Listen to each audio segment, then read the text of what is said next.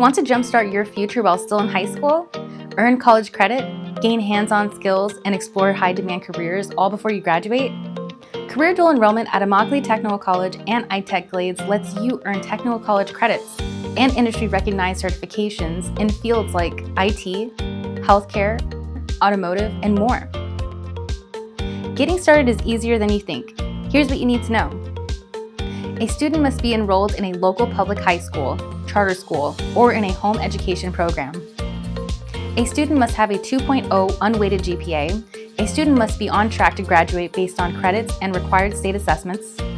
A student must be approved by their high school at which he or she is currently enrolled to participate.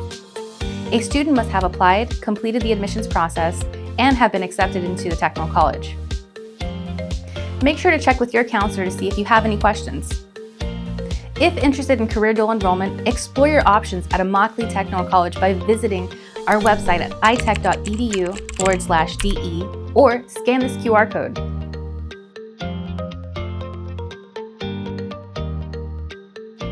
After your application has been approved, an acceptance letter will be sent to you and your school counselor.